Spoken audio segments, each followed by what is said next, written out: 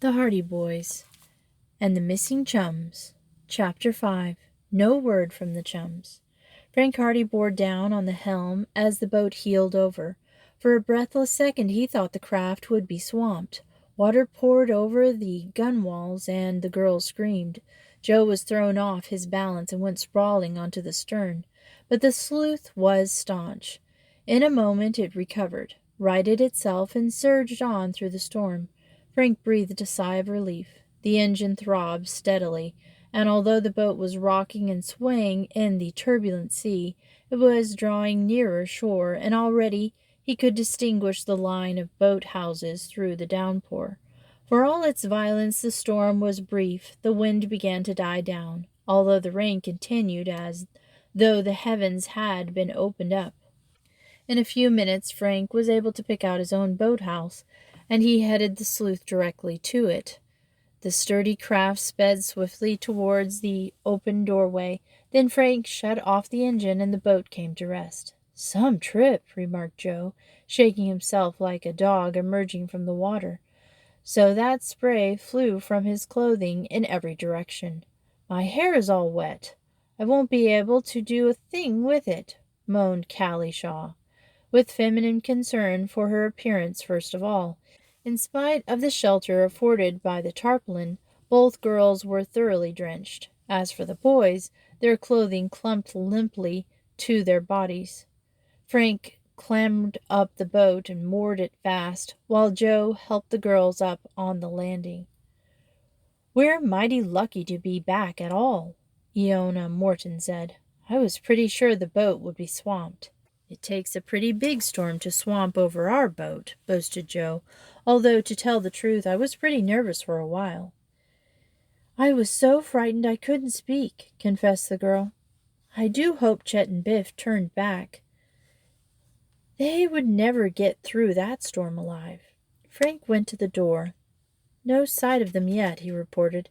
Then he peered through the driving screen of rain. "Again, just a minute. I hear a boat coming this way. Perhaps it's Tony. I hope it's one or the other. I couldn't see the Napoli at all after the rain started." In a few minutes they discerned a motor boat heading inshore. It was Tony Prideaux's craft, the Napoli. "Good!" exclaimed Joe. "Chet and Biff should be along too. They won't start on that trip today." "I should hope not!" exclaimed Iola. But when Tony's boat drew near the entrance of the boathouse on the way to its own shelter a short distance away, Tony shouted to Frank, "All safe? Everybody's okay. How about you?" "We're all right. Had a tough time getting back, though." "So did we," Frank shouted. "Did Biff turn back?" Tony shook his head. "Not a chance. We signaled to him that he'd better come back, but he just shook his head, and Chet pointed to the end of the bay. They kept right on going. The last we saw of them, they were heading right into the storm." "Good night," Frank exclaimed. "They'll be swamped." "They're taking an awful chance." "Oh, well, perhaps they gave in after all. They may have headed in towards one of the villages along the shore. They'll probably be back." "Let's hope so," exclaimed Iola. "I won't have a minute's rest until I'm sure they're safe." Tony went on towards his own boathouse, with Jerry Gilroy and Phil Cohen drenched to the skin, sitting ruefully in the stern. The Hardy boys and the two girls left the boathouse and were fortunate enough to meet a school chum who happened to be driving past in his car, so they drove home in shelter from the rain. Frank and Joe got off at their house after their chum had volunteered to drive the girls home. "And I'll make it snappy, too," he promised. "I guess you're in a hurry to get into dry clothes." "I feel like a drowned rat," declared Callie, "and I suppose I look like one, too." After the others drove away, the boys went into the house and made a complete change of clothing so that 15 minutes later, in dry garments, they were feeling at peace with the world. When they went downstairs again to tell their parents of the adventure they had just experienced, they found Mr. Hardy just snapping the catch of his bag, while a packed suitcase stood nearby. "Going away now?" they asked in surprise. "Off to Chicago. I just got a fresh clue as to Baldy's whereabouts." "He's there all right, he is?" The detective nodded. "I'll just have time to catch that train." Mrs. Hardy entered the room at that moment. "I telephoned for a taxi." Her face was troubled. "I do wish you didn't have to make this journey, Fenton." Mr. Hardy laughed. "You've never worried about me so much before, Laura. I've gone away on cases as bad as this dozens of times without causing you as much anxiety." "I know, but somehow I have a feeling that this case is a good deal more dangerous than any of the others." "I'll be back in a few days. Never fear." Mr. Hardy turned to his sons. "Look after your mother while I'm away, boys. Don't let her get worried." "There's nothing to worry about, Dad. You'll get your man all right." Mrs. Hardy shook her head. "You will be careful, won't you, Fenton? From what you've told me of this Baldy Turk, I imagine he wouldn't stop at anything if he thought you were going to catch him." "He's a pretty tough character, but I guess I can handle him," said the detective lightly. "Well, there's my taxi. I'll have to be going. Goodbye." He kissed his wife, shook hands with the boys, then picked up his suitcase and bag and departed. From the front doorway they watched him climb into the waiting taxi. He waved at them as the car got under way, and then it went speeding out of sight along the shimmering pavement. Mrs. Hardy turned away. "I expect he'll think I'm foolish for worrying so much about him this time, but I have an odd sort of feeling that this Baldy Turk is the most dangerous criminal he has ever had to deal with." "He'll deal with him, Mother," declared Frank with conviction. "Trust Dad to know what he's doing. He'll clap the handcuffs on Baldy Turk in no time. There's nothing to worry about." "Well, I hope you're right," she replied. "Still, I can't help being anxious." With that she let the matter drop, and her fears for Fenton Hardy's safety were not expressed again, although the boys knew that anxiety still weighed heavily upon her mind. By evening, however, she appeared to be in better spirits, and the boys did their best to amuse her and to make her forget their father's absence and his perilous errand. Next day the boys went down to the boathouse where Biff Hooper kept the envoy, but there was no sign of the craft. The storm of the previous day had lasted well into the afternoon, and there had been no doubt in their minds but that Chet and Biff had set back for Bayport. But the absence of the motorboat indicated otherwise. "Let's go up to Morton's farm and see if they did come back," Frank suggested. "Iola was saying that Chet promised to send a postcard from the first village they stopped at. They were to have spent the night at Hawk Cove, and he said he'd drop a line from there so that his folks would know everything was all right." Hawk Cove was a small fishing village on the coast, and under normal conditions, Chet and Biff would have reached the place early that previous evening. A postcard would have caught the morning mail at Bayport. "Let's go then," Frank said. "If they went on to Hawk Cove and wrote from there, we'll know that everything is all right." "I'm with you." The Hardy boys brought their motorcycles out of the shed and drove out towards the Morton farm. They made speed on the run because both were anxious to learn if anything had been heard of their chums. But when they reached the farmhouse and saw Iola's worried face as she greeted them at the door, they knew without being told that no word had been received from Chet. "They didn't turn back," said Iola, almost tearful.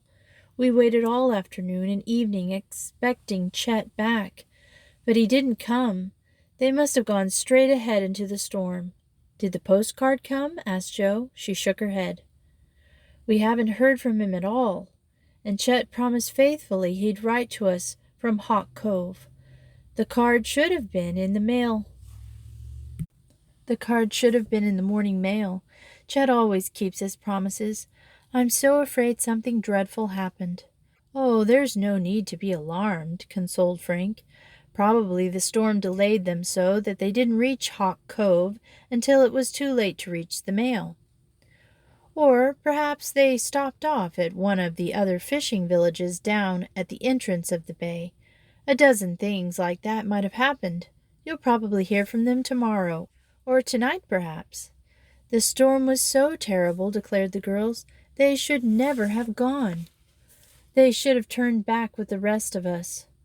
I guess they didn't want to turn back once they had started, ventured Joe. Biff doesn't like to admit he's licked. Neither does Chet, the girl replied. They're both headstrong, and I guess they thought we'd make fun of them if they had to come back to Bayport and start over again. Well, we'll be back tomorrow. I'm sure you'll hear from them then, said Frank reassuringly, and if we hear anything, we'll let you know. Please do. The Hardy boys walked back to their motorcycles, and when they were out of hearing, Frank remarked in a low voice, I don't like the looks of this at all. I'm beginning to think something has happened. Chapter 6 Missing. No word came from Chet or Biff the following day, although the parents of the Chums tried to allay their fears by assuming that the lads had not stopped off at Hawk Cove after all, or had neglected to write, as if the way of boys of the world. When 3 days passed without further news, the situation became serious. They were wrecked in the storm. I know it, declared Iola, with conviction, when the Hardy boys called at the farmhouse on the third day. Mother is almost frantic, and Daddy doesn't know what to do. It isn't like Chet to make us wait this long for some word of where he is, particularly when he knows we'd be anxious. The Hoopers were terribly worried about Biff, Joe put in.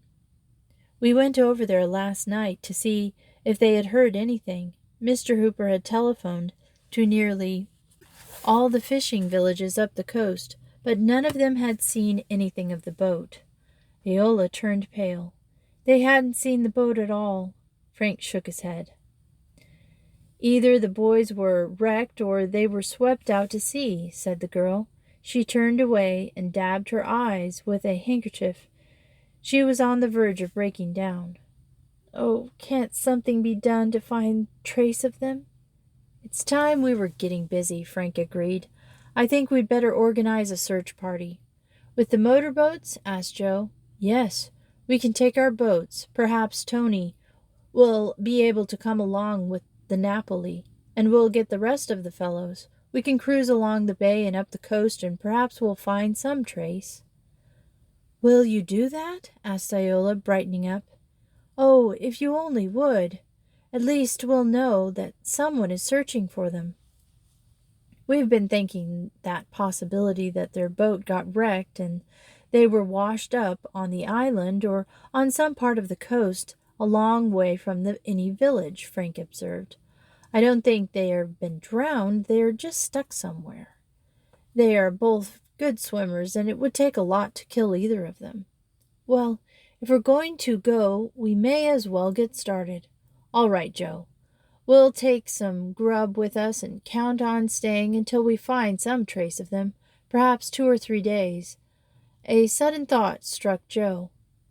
How about Mother? Frank whistled. Gosh, I'd forgotten. But perhaps she can get someone to stay with her.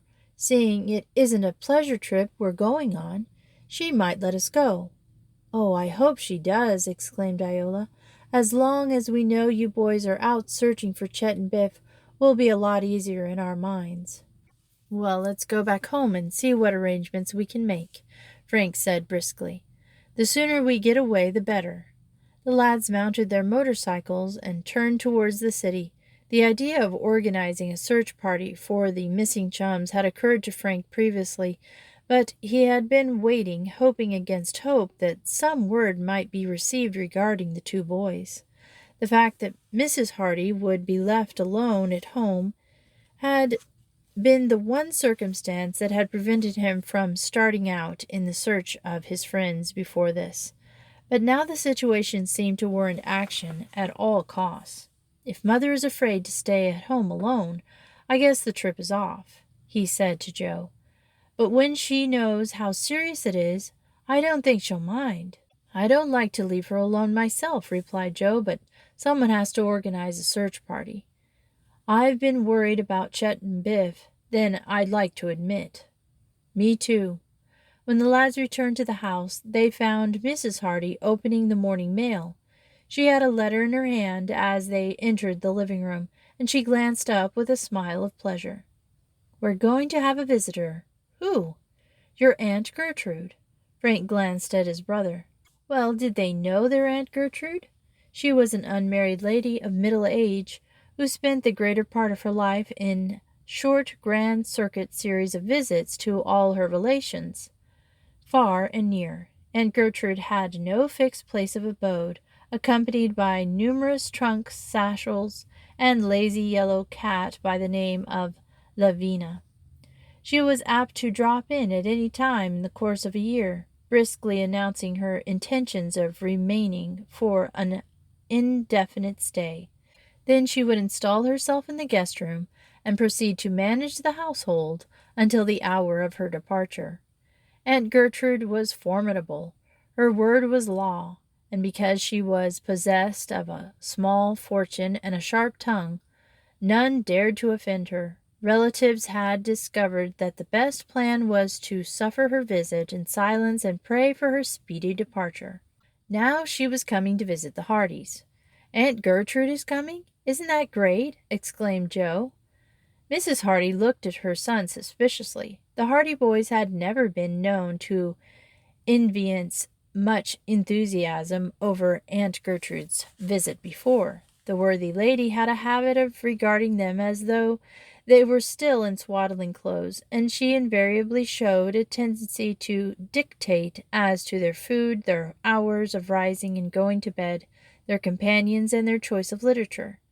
Many a Sunday afternoon she had thrust on them the weighty volume of Pilgrim's Progress. "I didn't think you cared for your Aunt Gertrude," ventured Mrs. Hardy, when she saw that both Frank and Joe were beaming with satisfaction. "When will she be here?" "This afternoon, according to her letter. She never gives one a great deal of notice." "She couldn't have come at a better time, for once in her life. Aunt Gertrude will be useful," Frank declared, and with that he told his mother of their desire to organize a searching party for the missing boys. Mrs. Hardy had been deeply concerned over Chet and Biff since their departure from Bayport, and now she agreed that a search should indeed be conducted. "And now that Aunt Gertrude is coming, she won't be afraid to stay here alone," Joe pointed out. Mrs. Hardy smiled. "And you'll leave me here alone, to the mercies of that managing woman?" "There's not much use having all of us here. Aunt Gertrude will run things anyway, whether there's 3 of us or 100 here." "Yes, I suppose so. Well, I shan't be afraid to stay here as long as Aunt Gertrude is in the house. I imagine any burglar would rather deal with a vicious bulldog. Go ahead on your trip. When do you intend to start?" "As soon as we can see Tony and the rest of the boys. We want to make a real search party of it. By the way, when will Aunt Gertrude arrive?" "On the 4 o'clock train, I expect." "Then we'll leave about 3 o'clock," declared Frank with a grin, for the boys disliked their tyrannical aunt was no secret in the Hardy household. Mrs. Hardy smiled reprovingly, and the lads hustled away in search of Tony and the other boys. Tony was afire with enthusiasm when they broached the subject to him. A few words from Mr. Prideaux, and he obtained permission to have the use of the Napoli for as long as was necessary. "We'll start out as soon as we can get ready," Frank told him. "See if you can get Jerry and Phil to go with you, and we'll go to look up Perry. Perhaps he'll come along with us. We don't want to lose any time." Perry was familiarly known as Slim, readily agreed to accompany the boys on the search. "You bet I'll go," he declared. "When do we start?" 3 o'clock, if we can be ready by then. Meet us at the boathouse and bring along some grub." "I'll be there," promised Slim. The Hardy boys carried blankets and a small tent down to the boat and stowed them away. Then came cooking utensils and a supply of food sufficient to last them for several days. They would, of course, be able to get supplies at the fishing villages along the coast, but as they had no idea where their search would lead, them they were determined to take no chances. "Thank goodness, we'll be away from here before Aunt Gertrude arrives," chuckled Frank, as the boys were putting on their outer clothes at 2 o'clock that afternoon. "She'll be madder than a wet hen when she finds we've escaped her. If there's anything she likes better than bossing us around and showing us our faults, I don't know what it is." Alas for the best laid plans! Aunt Gertrude must have had some premonition of the truth. She advanced the time of her arrival by a good 2 hours. The 2 o'clock train brought her to Bayport, bags, baggage, Lavinia, the cat, and all. The boys were first aware of her advent when they heard a taxi pull up in front of the house. Joe peeped out of the window of his room. "Sweet heavenly days! Aunt Gertrude's here." "No, yes! Let me see." Frank rushed to the window in time to see Aunt Gertrude, attired in voluminous garments of fashion dating back at least a decade, laboriously emerging from the taxi. She was a large woman with a strident voice, and the Hardy boys could hear her vigorously disputing the amount of the fare. This was a matter of principle with Aunt Gertrude, who always argued with taxi drivers as a matter of course, it being her firm conviction that they were unanimously in a conspiracy to overcharge her and defraud her at all times. With Lavinia under her arm and a huge umbrella under the other, Aunt Gertrude withered the taxi driver with a fiery denunciation, and when he helplessly pointed to the meter and declared that figures did not lie, she dropped both cat and umbrella, rummaged about in the manifold recesses of her clothing for a very small purse, produced the exact amount of the fare in silver, counted it out, and handed it to the man with the air of one giving alms. "And just for your impudence, you shan't have a tip," she announced. "Carry my bag up to the house." The driver gazed sadly at the silver in his hand, pocketed it, and clambered back into the car.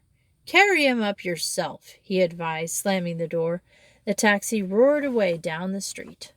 Frank chuckled. "That's one on Aunt Gertrude."